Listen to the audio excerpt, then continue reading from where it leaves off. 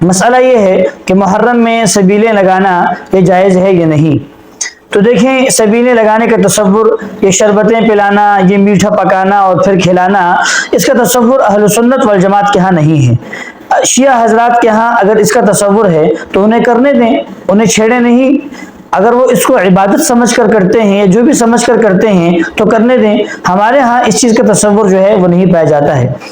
اہل سنت والجماعت کے ہاں کسی چیز کے جائز ہونے یا ثابت ہونے کے لیے یا تو قرآن سے دلیل کی ضرورت ہوتی ہے، یا حدیث سے، یا صحابہ کے قول و فعل سے، یا جو ہے اہل بیت سے۔ اہل بیت بھی صحابہ میں شامل ہیں رضوان اللہ علیہم اجمعین۔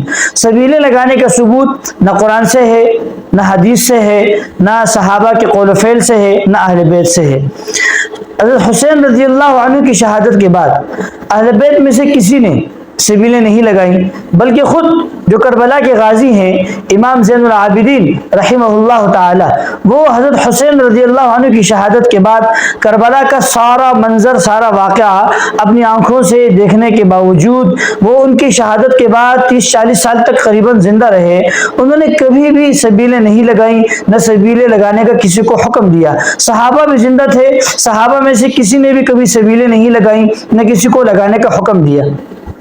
اگلی بات یہ ہے کہ ایک طرف تو ہم یہ کہتے ہیں یہ غم کا مہینہ ہے، غم کا مہینہ ہے، ہم ماتم کرتے ہیں، کالے کپڑے پہنتے ہیں، اس میں ہم شادیوں کو صحیح نہیں سمجھتے ہیں، جو کہ غلط ہے۔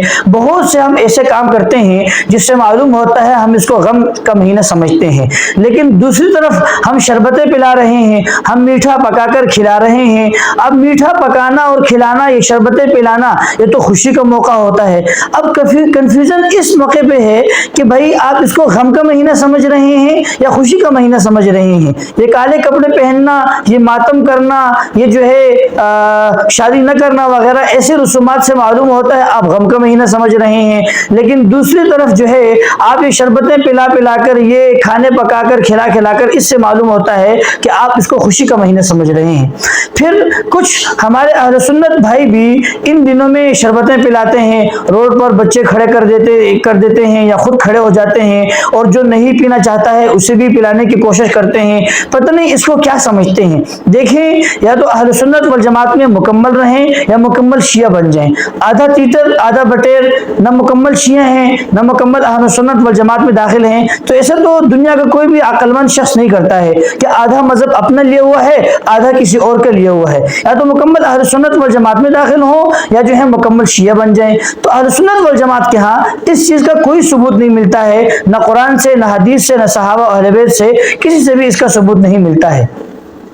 پھر کچھ لوگ کہہ دیتے ہیں کہ یار شربتیں پلانا، پانی پلانا یہ تو اچھی بات ہے، اس میں کون سی بری بات ہے، اس میں تو ثواب ملتا ہے، حدیث میں تو پانی پلانے پر ثواب آیا ہے۔ تو بھائی پانی پلانا اچھی چیز ہے، شربت پلانا اچھی چیز ہے، لیکن سال کے 12 مہینے ساری گرمیاں آپ شربت پلائیں، آپ جو ہے سال کے 12 مہینے کہیں آپ کو پیاسا بھوکا ملے آپ اس کو جو ہے پانی پلائیں، کھانا کھلائیں۔ صرف ایک مہینے میں آپ اتنے اہتمام سے، اتنے اختصاص سے شربتیں پلاتے ہیں، آپ جو ہے کھانا کھلاتے ہیں، تو اس سے معلوم ہوا کہ آپ اس ایک مہینے کو باقی 11 مہینوں پر فضیلت دیتے ہیں، آپ اس ایک مہینے کو اہم سمجھتے ہیں۔ تو جب آپ اس ایک مہینے کو باقی 11 مہینوں پر فضیلت دیتے ہیں تو آپ کے پاس اس کے لیے کوئی دلیل ہونی چاہیے، اور آپ کے پاس کوئی دلیل نہیں ہے۔ جب آپ کے پاس دلیل نہیں ہے تو ہمارے پاس ایک دلیل ہے، من احدث فی امرنا ھذا ما لیس من فہو رد یا فہو مردود، کہ جو ہمارے اس دین میں کوئی نیا کام ایجاد کرے تو وہ ایکسپٹ نہیں ہے، وہ قبول نہیں ہوگا، وہ رد کیا جائے گا۔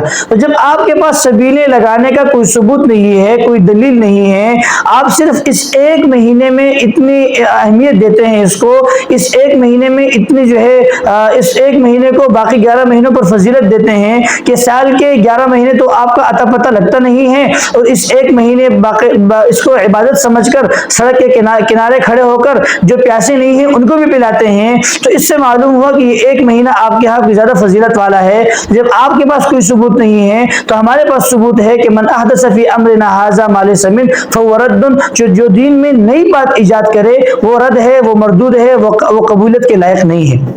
اور یہ دین میں نئی بات ہے، اس لیے کہ بڑوں سے اس کا کوئی ثبوت نہیں ملتا ہے۔ تو خدا را اپنے مذہب کو مکمل سمجھیں، اسے پڑھیں اور اس پر پابند رہیں، یا تو مکمل اہل سنت والجماعت میں رہیں یا مکمل شیعہ بن جائیں۔ اب آدھا ادھر آدھا ادھر، یہ کوئی عقل مند آدمی ایسا کام نہیں کرتا ہے۔ اللہ تعالیٰ سے دعا ہے اللہ تعالیٰ ہمیں دین کو صحیح سمجھنے کی توفیق عطا فرمائے اور اس پر عمل کرنے کی توفیق نصیب فرمائے، آمین۔